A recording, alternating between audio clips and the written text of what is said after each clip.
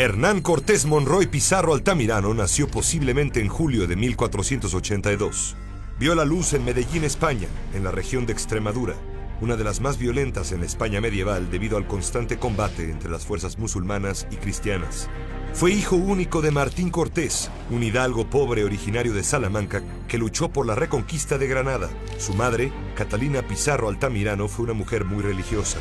Hernán Cortés fue primo lejano de Francisco Pizarro, conquistador del otro gran imperio de la América precolombina, el Imperio Inca. De niño no disfrutó de buena salud e incluso estuvo a punto de morir, pero fue salvado por su ama de leche.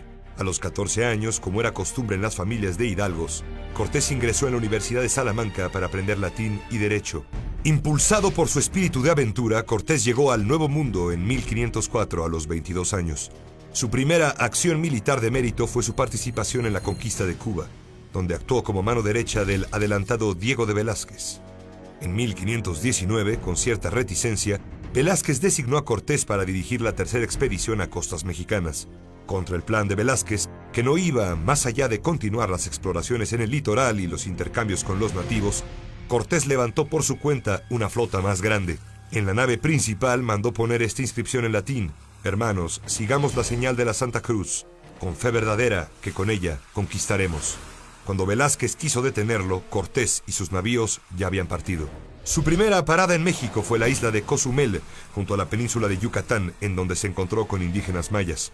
El diálogo con los pobladores fue posible, pues no era la primera expedición española que hacía contacto con ellos.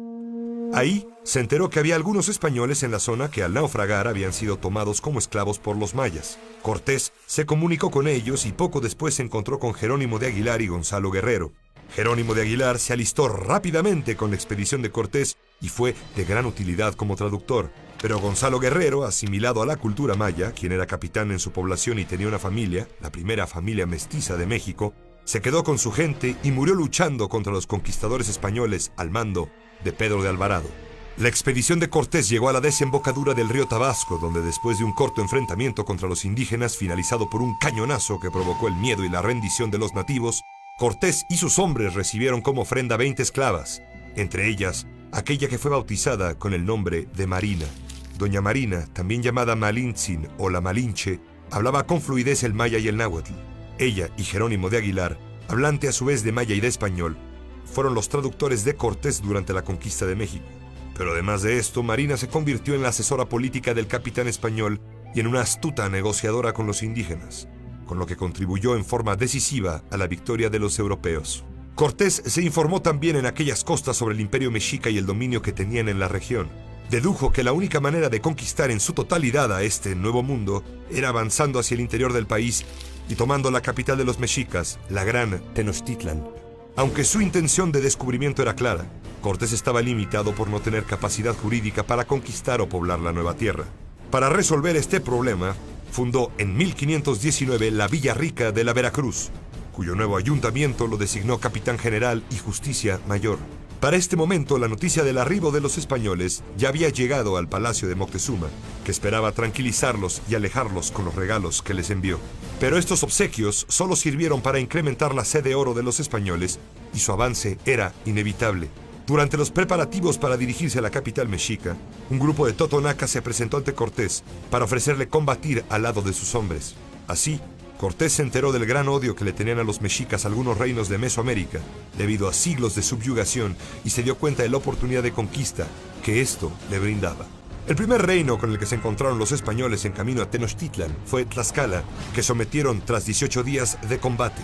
La subsecuente alianza con Tlaxcala fue determinante en lo que vendría, pues le significó miles de guerreros adicionales. Poco después, los españoles tomaron el reino de Cholula, donde se le preparaba una emboscada después de cometer una de las matanzas más sangrientas de la conquista. Finalmente, Hernán Cortés se encontró con Moctezuma en Tenochtitlan el 8 de noviembre de 1519. Los relatos españoles indican que en cuestión de días hicieron prisionero a Moctezuma en su propio palacio, pero se cree que este proceso pudo tomar meses. Ya al mando provisional de Tenochtitlan, Cortés tuvo que regresar hacia la costa para enfrentar la expedición de Pánfilo de Narváez, enviado por Diego de Velázquez para capturarlo por su desobediencia. Al partir, dejó Tenochtitlan al mando de su capitán, Pedro de Alvarado. Este, al sentir desconfianza debido a las continuas advertencias de sus aliados tlaxcaltecas sobre una conspiración, decidió atacar primero y lo hizo en plena celebración de la fiesta de Toxcatl, donde mató a gran parte de la jerarquía militar. Los mexicas respondieron a esta ofensa atacando a los españoles y obligándolos a retirarse al palacio de Moctezuma, donde tenían su cuartel. Cortés, que regresó poco después de su triunfo sobre Narváez, trató de apaciguar la situación pidiéndole a Moctezuma que saliera a un balcón para hablar con su pueblo. Provocó así su muerte, pues de la furiosa multitud salió una piedra que golpeó fatalmente al emperador.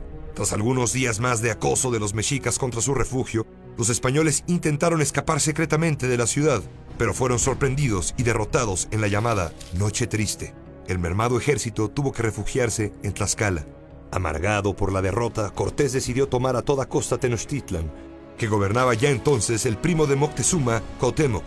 Cortés decidió sitiar la capital para cortar las fuentes de agua y comida y evitar la salida de sus habitantes, lo que provocó hambruna y una terrible epidemia de viruela. Después de 80 días de asedio, los mexicas finalmente se rindieron y los españoles tomaron la capital el 13 de agosto de 1521. Victorioso, Cortés se estableció en Coyoacán con la Malinche, con quien tuvo un hijo llamado Martín, mientras se reconstruía Tenochtitlan.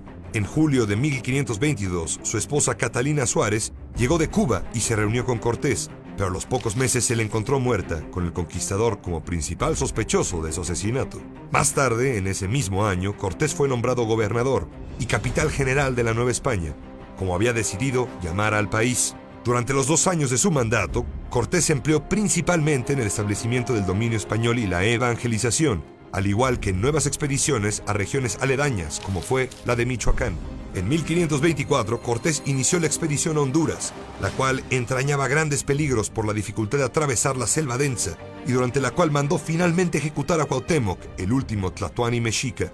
A su regreso de la desastrosa expedición, se enteró de las acusaciones que se le habían hecho en España, y tuvo que regresar a su patria para defenderse ante el rey Carlos V, con quien se entrevistó en 1528. Tras enfrentar los cargos, fue absuelto, pero se le retiró su posibilidad de gobernar, aunque se le concedió el título de Marqués del Valle de Oaxaca. En 1535 realizó su última expedición a la actual Baja California. Exploró esta región y llamó al Golfo de California Bar Bermejo, aunque unos años más tarde otro explorador lo bautizó como Mar de Cortés. En 1540 regresó a España. Al año siguiente participó en la campaña de Carlos V en tierras africanas, cuando intentó infructuosamente conquistar Argel.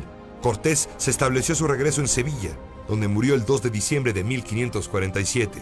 Sus restos fueron trasladados más tarde a México, donde reposan en el Hospital de Jesús, fundado por él. Admirada durante los 300 años del dominio español en México y vituperada después de la independencia, la figura de Cortés, más allá de las comprensibles polémicas, refleja la unión de dos mundos y el apogeo de la época de exploración y conquista española en el mundo, que permitió a ese imperio expandir enormemente sus territorios y alcanzar la supremacía global en los 2 siglos